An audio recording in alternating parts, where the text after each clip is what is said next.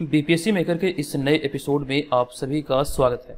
आज है 5 जुलाई 2022 और 5 जुलाई 2022 से संबंधित बिहार करंट अफेयर्स और साथ ही राष्ट्रीय और अंतर्राष्ट्रीय घटनाओं से करंट अफेयर्स के जितने भी प्रश्न बनेंगे संबंधित सारी जानकारी आपको विस्तार पूर्वक दिया जाएगा। अगर आप बिहार में आयोजित होने वाले किसी भी प्रतियोगी परीक्षा की तैयारी में लगे हैं तो ये वीडियो निसंदेह ही आपके लिए बहुत इंपॉर्टेंट होगा, क्योंकि इस सीरीज के अंतर्गत हम लोग वो सारे टॉपिक को कवर करते हैं जो कि आपके बिहार के प्रतियोगी परीक्षाओं के दृष्टिकोण से महत्वपूर्ण होते हैं और यहाँ पर सभी प्रश्नों का आपको समग्र विश्लेषण देखने को मिलता है। अब यहाँ पर आ चुके हैं पिछले वीडियो के प्रश्न पे। ये प्रश्न हमने आपको पिछले वीडियो में पूछा था। प्रश्न था कि हाल ही में किस राज्य के हर जिले में मोदी नगर और नीतीश नगर बनाए जाने की घोषणा की गई है। संबंधित सारी जानकारी यहाँ से आपको दिया गया था और आपको मैंने बताया था ऐसी घोषणा भी हाल ही में हुई है और ये बिहार के हर जिले में मोदी नगर और नीतीश नगर बनाया जाएगा। अब इसके पीछे का क्या उद्देश्य है, इसकी कंप्लीट जानकारी हमने आपको पिछले वाले वीडियो में दिया था। तो रेगुलर वीडियो को देखने से फायदा आपको ये होगा कि चीजें एक दूसरे से कनेक्ट रहेगी और आप इसे लंबे समय तक के लिए याद रख पाएंगे। हम यहाँ पर आगे बढ़ेंगे और आपको एक जानकारी दे दूं कि जनवरी से मई 2022 का बिहार स्पेशल करंट अफेयर्स का एक मास्टर वीडियो चैनल पर अपलोड हुआ है। आप इस वीडियो को देख सकते हैं और साथ ही ये ध्यान रखें ये जल्द ही अपडेट करके जनवरी से जून 2022 का चैनल पर अपलोड होगा। हमारे जितने भी स्टडी मटेरियल और नोट्स वगैरह है सभी के सभी आप बीपीएससी मेकर ऐप के थ्रू प्राप्त कर सकते हैं। बीपीएससी मेकर ऐप को प्ले स्टोर से डाउनलोड कीजिए या फिर इस वीडियो के डिस्क्रिप्शन में बीपीएससी मेकर ऐप का लिंक दिया गया है। आप वहां से इस एप्लीकेशन को डाउनलोड करके हमारे तमाम मटेरियल को एक साथ एक जगह से आप प्राप्त कर पाएंगे। आज के इस वीडियो का हमारा पहला और सबसे महत्वपूर्ण प्रश्न है कि हाल ही में भारत के किस राज्य में मंदिरों व मठों का पंजीकरण कराना अनिवार्य कर दिया गया है। इस प्रश्न का हमारा राइट आंसर होगा ऑप्शन नंबर ए। ऐसी घोषणा भी हाल ही में बिहार में हुई है और इसके तहत आपको ध्यान रखना है कि जितने भी मंदिर व मठ है सभी का पंजीकरण कराना अनिवार्य किया गया है। ऑप्शन नंबर ए यहाँ पर इस प्रश्न का राइट आंसर होगा।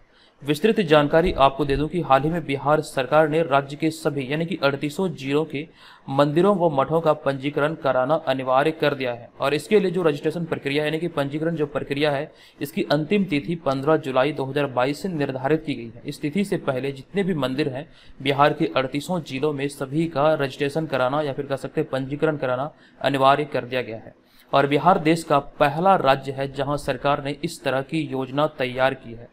यानी कि इस मामले में या फिर कह सकते हैं इस तरह की कैटेगरी में बिहार ऐसा पहला राज्य बना है जो कि इस तरह की योजना लागू की है। आगे हमने ये लिखा कि सरकार के पास मौजूद नए आंकड़ों के मुताबिक वैशाली जिले में सबसे ज्यादा 438 मंदिर हैं। वहीं पे औरंगाबाद की बात करें तो बिहार में औरंगाबाद एकमात्र ऐसा जिला है जहां सभी मंदिरों और मठों का रजिस्ट्रेशन हो चुका है। तो इतनी सारी जानकारी यहाँ से आपको ध्यान रखना है। अगला होगा हमारा दूसरा प्रश्न। ये प्रश्न है कि हाल ही में बिहार की बालिका टीम ने गुवाहाटी में संपन्न जूनियर नेशनल फुटबॉल प्रतियोगिता में किस स्थान पर रही। तो सही उत्तर होगा बिहार की टीम। बिहार की जो बालिका जूनियर नेशनल फुटबॉल टीम थी ये दूसरे स्थान पर यानी कि उप विजेता बनी है। तो ऑप्शन नंबर बी यहाँ पर इस प्रश्न का राइट आंसर होगा। दरअसल यहाँ पे कुछ पॉइंट है जो कि आपको याद रखना है कि बिहार की बालिका टीम गुवाहाटी में संपन्न जूनियर नेशनल फुटबॉल प्रतियोगिता में उप विजेता रही। फाइनल मुकाबले में दादर नगर हवेली ने 1-0 से बिहार को पराजित किया। फाइनल मुकाबला जो हुआ था ये दादर नगर हवेली और बिहार के बीच हुआ था और इस मुकाबले में दादर नगर हवेली ने 1-0 से बिहार को पराजित किया और इस आधार पर आपको ध्यान रखना है बिहार उप विजेता टीम रही और ये दूसरे स्थान पर रही। अगला पॉइंट है कि सेमीफाइनल तक अपराजित रही बिहार जूनियर बालिका टीम पहली बार प्रतियोगिता के फाइनल में पहुंची थी। इस प्रतियोगिता के फाइनल में पहली बार बिहार की बालिका जूनियर टीम कह सकते हैं फाइनल मुकाबले तक पहुंची थी और इसके तहत बिहार की लक्की को सबसे ज्यादा गोल करने के लिए सर्वश्रेष्ठ आक्रामक खिलाड़ी का पुरस्कार दिया गया। और वहीं पे बात करें सर्वश्रेष्ठ गोलकीपर का पुरस्कार तो दादर नगर हवेली की खुशी और प्लेयर ऑफ द मैच का पुरस्कार भी विजेता टीम यानी कि दादर नगर हवेली की पूजा को दिया गया। तो ये जानकारी यहाँ से ध्यान रखना। हालांकि बिहार की लक्की को सर्वश्रेष्ठ गोल करने के लिए सबसे ज्यादा गोल करने के लिए सर्वश्रेष्ठ आक्रामक खिलाड़ी का पुरस्कार दिया गया। एक महत्वपूर्ण जानकारी यहाँ से नोट कीजिएगा, ये बहुत इंपॉर्टेंट है, आपको याद रखना है कि वर्तमान में बिहार फुटबॉल संघ के सचिव सैयद इम्तियाज हुसैन है। इसकी जानकारी हमने आपको कुछ दिन पहले दिया था, आई होप कि आपको याद होगा। नोट कीजिएगा कि वर्तमान में बिहार फुटबॉल संघ के सचिव सैयद इम्तियाज हुसैन जी हैं। अगला होगा हमारा तीसरा प्रश्न। ये प्रश्न के हाल ही में बिहार राज्य कृषि मंत्री ने कम लागत और उर्वरक से अधिक कृषि उपज के लिए कितने किसानों को प्रशिक्षण देने का निर्णय लिया है। ये निर्णय भी हाल ही में बिहार राज्य कृषि मंत्री अमरेंद्र प्रताप के द्वारा लिया गया। इस घोषणा के आधार पर हम बात करें तो राइट आंसर होगा ऑप्शन नंबर डी, यानी कि 21 लाख किसानों को प्रशिक्षण देने का निर्णय अभी हाल ही में लिया गया है। आपको ध्यान रखना, हाल ही में बिहार राज्य कृषि मंत्री अमरेंद्र प्रताप द्वारा राज्य के 21 लाख किसानों को प्रशिक्षण देने का निर्णय लिया गया है। और यह किसानों को जो प्रशिक्षण दिया जाएगा, इस कार्य को कुल मिलाकर 20 दिनों में पूरा किया जाएगा, यानी कि 20 दिनों के भीतर ही किसानों को प्रशिक्षित किया जाएगा। आगे हमने इसके उद्देश्य की चर्चा की है, किसानों को यह प्रशिक्षण देने का उद्देश्य क्या है। तो दरअसल किसान कम लागत और कम उर्वरक से अधिक फसलों की उपज कर पाए, इसको लेकर अभी हाल ही में ये घोषणा की गई है और इसके तहत 21 लाख किसानों को प्रशिक्षित किया जाएगा। और इस कार्यक्रम के लिए राज्य कृषि मंत्री अमरेंद्र प्रताप द्वारा किसान चौपाल का भी शुभारंभ किया गया। तो ये भी नोट कीजिएगा, संबंधित सारे फैक्ट इंपॉर्टेंट है, सभी को आपको ध्यान रखना है। अगला होगा हमारा चौथा प्रश्न। ये प्रश्न है कि हाल ही में भारत और ऑस्ट्रेलिया ने कहां पर नवी आर्मी टू आर्मी स्टाफ वार्ता आयोजित की है। ये आर्मी टू आर्मी स्टाफ वार्ता का नवा संस्करण जो कि भारत और ऑस्ट्रेलिया के बीच आयोजित हुआ है। प्रश्न पूछा गया, ये कहां आयोजित किया गया। राइट आंसर होगा उत्तराखंड की राजधानी देहरादून में भी हाल ही में ये आयोजित हुआ है। ऑप्शन नंबर ए यहाँ पर इस प्रश्न का राइट आंसर होगा। आपको बता दूं कि ऑस्ट्रेलियाई सेना और भारतीय सेना के बीच नवी आर्मी टू आर्मी स्टाफ वार्ता देहरादून में आयोजित की गई। देहरादून की बात करें तो ये उत्तराखंड की राजधानी है। आगे जानकारी देते हुए हमने ये लिखा कि भारतीय सैन्य अकादमी देहरादून में यह वार्ता हुई है और दोनों पक्षों ने रक्षा सहयोग को बढ़ावा देने वाली गतिविधियों के लिए रोड मैप की समीक्षा की है। इस विषय पर यहाँ पर चर्चा हुई और आपको ध्यान रखना, ये देहरादून में आयोजित हुआ था और ये रक्षा सहयोग से संबंधित है। अगला पॉइंट है कि ऑस्ट्रेलियाई सेना का प्रतिनिधिमंडल 25 जून से 1 अगस्त 2022 तक भारत की यात्रा पर है। इसी कड़ी के दौरान अभी हाल ही में ये नवी आर्मी टू आर्मी स्टाफ वार्ता आयोजित हुई थी। तो ये सारे इंपॉर्टेंट चीजों को आपको ध्यान में रखना है। अगला होगा हमारा पांचवा प्रश्न। ये प्रश्न है कि हाल ही में भारत और किस देश ने अपनी कैद में बंद कैदियों और मछुआरों की सूची का आदान प्रदान किया है। तो भारत और पाकिस्तान, यानी कि ऑप्शन नंबर यहाँ पर बी इस प्रश्न का राइट आंसर होगा। आपको बता दूं कि भारत और पाकिस्तान ने हाल ही में नई दिल्ली और इस्लामाबाद में एक साथ राजनयिक चैनलों के माध्यम से अपनी हिरासत में नागरिक कैदियों और मछुआरों की सूची का आदान प्रदान किया है। ध्यान रखें, ये दो देश हैं भारत और पाकिस्तान। यह 2008 के समझौते के प्रावधानों को ध्यान रखते हुए किया गया। 2008 में एक समझौता हुआ था जिसको लेकर अभी हाल ही में कह सकते हैं पुनः इस वर्ष 2022 में दोनों देशों के बीच नागरिक कैदियों और मछुआरों की सूची का आदान प्रदान हुआ है। दरअसल इसके तहत, यानी कि इस समझौते के तहत जो 2008 में हुआ था, इस समझौते के तहत साल में हर साल 1 जनवरी और 1 जुलाई को ऐसी सूचियों का आदान प्रदान दोनों देशों के बीच एक साथ नई दिल्ली और इस्लामाबाद में किया जाता है। ये आपको यहाँ से नोट कर लेना है। अगला होगा हमारा छठा प्रश्न, लेकिन उससे पहले आपको एक जानकारी दे दूं कि बिहार एसएससी सीजीएल एग्जाम को देखते हुए बीपीएससी मेकर ऐप पर आपके लिए एक स्कॉलरशिप टेस्ट का आयोजन किया गया है। आप लोग से ज्वाइन करना चाहते हैं तो ऊपर आई बटन पे एक वीडियो का लिंक आ रहा होगा, यहाँ पर आप इस वीडियो को देखिए कैसे इसमें पार्टिसिपेट करना है। दरअसल यहाँ पे कुछ चीज़ें आपको याद रखना है कि अगर आप इसमें ज्वाइन करते हैं और आप बेहतर परफॉर्मेंस करते हैं और टॉप 25 स्टूडेंट की सूची में अगर शामिल होते हैं तो टॉप 25 स्टूडेंट को यहाँ पर हमारे कोर्स में निःशुल्क शामिल किया जाएगा। तो बीपीएससी मेकर ऐप को डाउनलोड कीजिए, ऊपर आई बटन पर जो लिंक दिया गया है उस पर क्लिक करके देखिए कैसे ज्वाइन करना है, कैसे इसमें भाग लेना है और कैसे इसका आपको लाभ मिलेगा। तमाम चीज़ें आप वहां पर जान पाएंगे।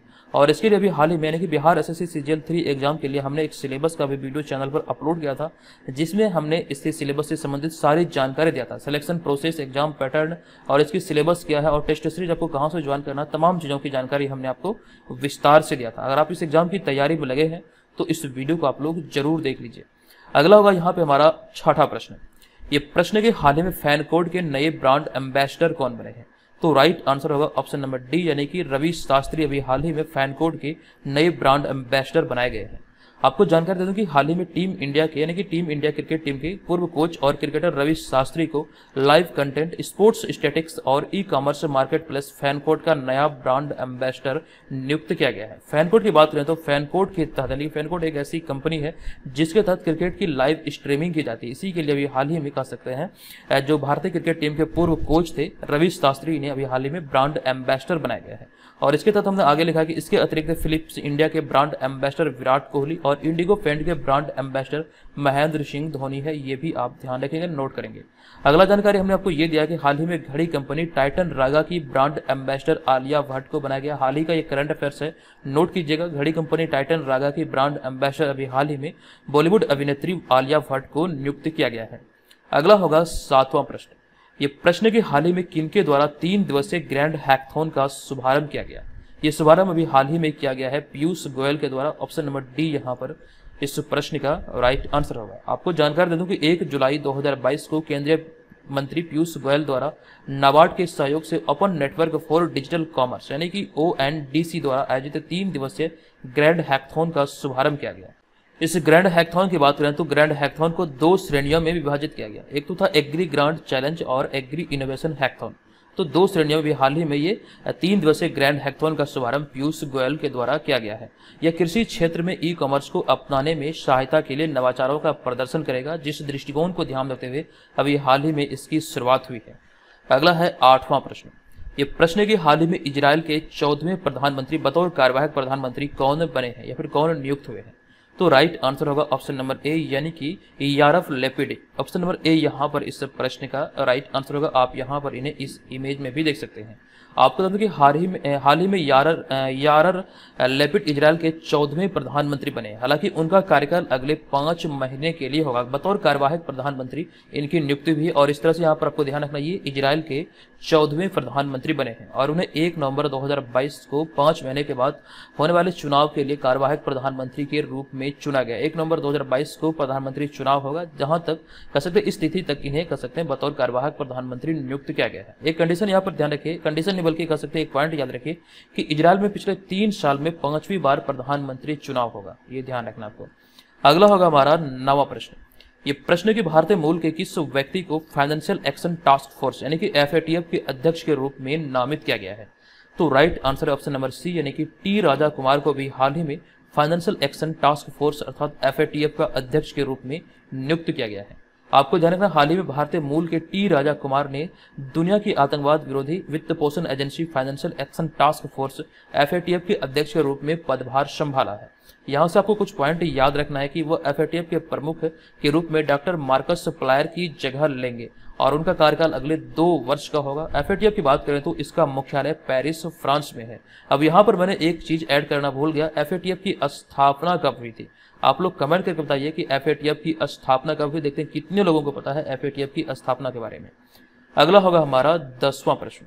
ये प्रश्न है कि विश्व बैंक ने निम्न में से किस राज्य के पहाड़ी क्षेत्रों में वर्षा आधारित खेती के लिए 1000 करोड़ रुपए की एक परियोजना को मंजूरी दी है। तो राइट आंसर है ऑप्शन नंबर सी यानी कि उत्तराखंड के लिए भी हाल ही में ये 1000 करोड़ रुपए की एक परियोजना को मंजूरी दिया गया वर्ल्ड बैंक के द्वारा। आपको यहाँ से ध्यान रखना है, हाल ही में विश्व बैंक ने उत्तराखंड के पहाड़ी क्षेत्रों में वर्षा आधारित खेती को नई ऊंचाइयों पर ले जाने के लिए 1000 करोड़ रुपए की एक परियोजना को मंजूरी दिया गया है। आपको ध्यान रखना, इस परियोजना को मंजूरी दिया गया विश्व बैंक के द्वारा। किस राज्य के लिए, तो उत्तराखंड के लिए। आपको ध्यान रखना, विश्व बैंक एक ऐसी वित्तीय संस्था है जो कि विकास के लिए विकासशील राष्ट्रों को ऋण देती है। और विश्व बैंक की स्थापना की बात करें तो जुलाई 1944 में विश्व बैंक की स्थापना हुई थी। विश्व बैंक का मुख्यालय वाशिंगटन DC संयुक्त राज्य अमेरिका में स्थित है। ये ध्यान रखिए। अगला होगा 11वां प्रश्न। ये प्रश्न की नवीनतम घोषणा के अनुसार किस वर्ष G20 की बैठक जम्मू कश्मीर में यानी कि जम्मू कश्मीर भारत में आयोजित की जाएगी। तो राइट आंसर है ऑप्शन नंबर ए 2023 में ये G20 की बैठक जम्मू कश्मीर में आयोजित होगी। आपको ध्यान रखना है कि नवीनतम घोषणा के आधार पर या फिर अनुसार 2023 में G20 की बैठक जम्मू कश्मीर में आयोजित होगी। G20 की बात करें तो G20 20 देशों का एक समूह है। इसे ग्रुप ऑफ 20 भी कहा जाता है।